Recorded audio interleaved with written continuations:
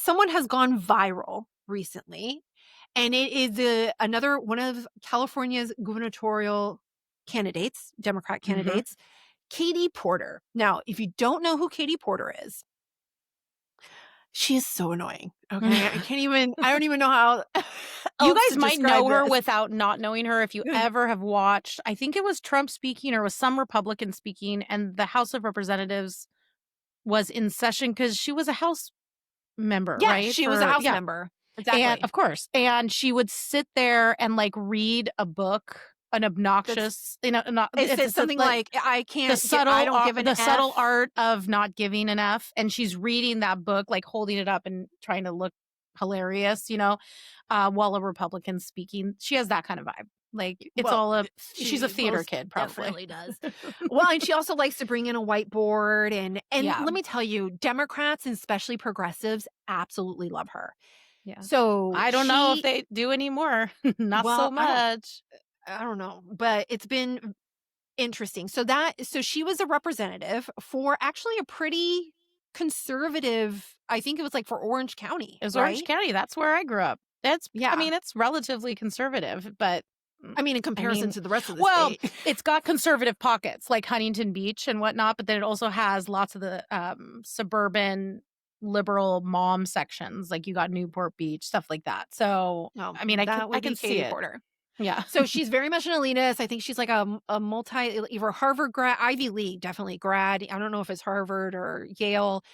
Her mentor, we'll find out right now. Elizabeth Warren. Oh, okay. Yeah. Mm-hmm. So if that will give you any kind of signal. So anyways, she's running for governor. And I believe in the state of California, like you can end up in some type of a runoff for a run for governor.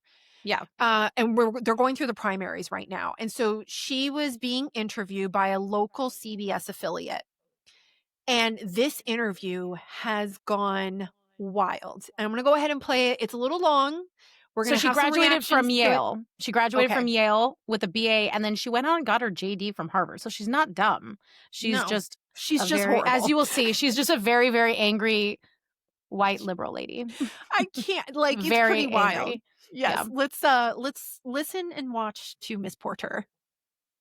What do you say to the 40% of California voters who you'll need in order to win who voted for Trump? How would I need them in order to win, ma'am? Well, unless you think you're going to get 60% of the vote. You think you'll get 60%. Everybody who did not vote for Trump will vote for you. That's what you're saying. In a general election? Yes.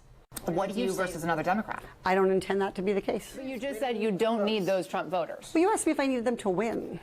So you don't think I feel like this is unnecessarily argumentative. What is your question? She puts her hands up in her face. The same thing I asked everybody is, what do you say to the 40% of voters who voted for Trump? Oh, I'm happy to say that. It's the do you need them to win part that I don't understand. I'm happy to answer the question as you have it written, and I'll answer it. You need any of those 40% of California voters to win, and you're saying, no, you don't. No, I'm saying I'm going to try to win every vote I can. And what I'm saying to you is that...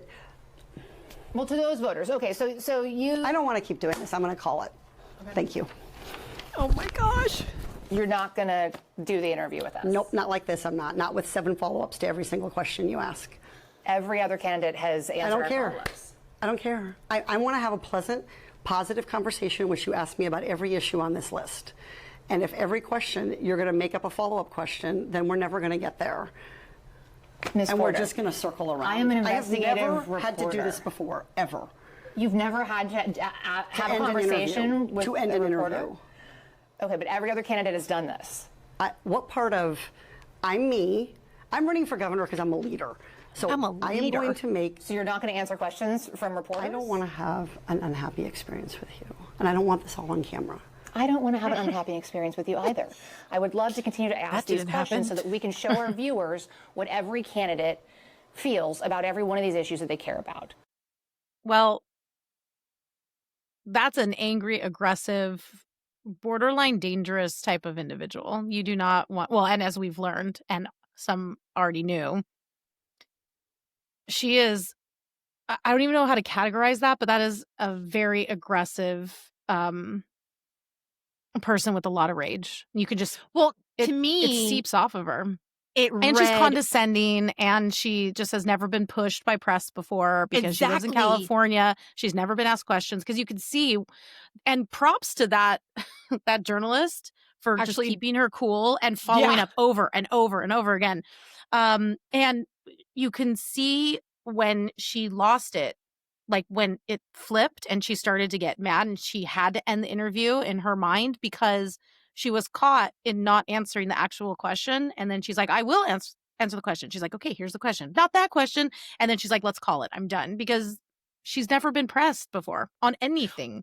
Well, I mean, that to me is what it read like. It read like entitlement, as in Yeah. like, I'm a Democrat, I'm in California, in I'm a a Democrat leader. state, I'm a leader, which I thought was hilarious when she No, was you're like, not, I'm ma'am. a leader. I'm like, I don't know of leaders that I speak don't think this way so. to, yeah, like that. Anybody. This does not give off leader.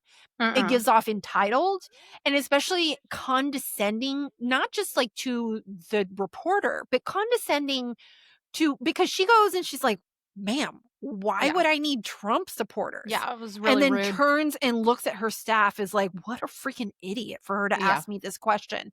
Yeah. That to Yeah. me speaks even more. And then she's kind of realizing, oh, I've messed up. I Mhm. need to fix this. Let me Yeah. give a proper answer. She gets Also, fluff. please don't put this on camera. I want to have a nice interaction. She's backpedaling because she Yeah. realizes what she just did. Well, and the thing here is too that if you guys don't know who Katie Porter is, there has been a long history of rumors of her Mhm. being just completely intolerable and just a bad boss and being really unkind to her staff. And And now now that this happened, everything's now we're coming starting out. to see additional Yeah. leaks. Like Yeah. Politico just leaked one where a staffer comes into her shot and she's yelling at her, telling her to get out of On her effing camera. shot Yeah, on while camera. she's being interviewed. And then she was like, Yeah. oh, let's go back and let's do that again. Because obviously she's being, and I think the same situation happened here. Like, she's in this mindset of, oh, well, this will be cleaned up and they'll make me look better than Mhm. I've actually looked. So let me try and fix this. And when she realized that that was not happening because the reporter is pushing back on her, Yep. meaning this person isn't going to do me any favors Yep. and this isn't going to benefit me, I got to get out of here. And that's when Yep. she cut the interview. And I Yep. think it's very emblematic of what you have seen for a long time from Democrats in general, because they don't get pushed and they don't get challenged.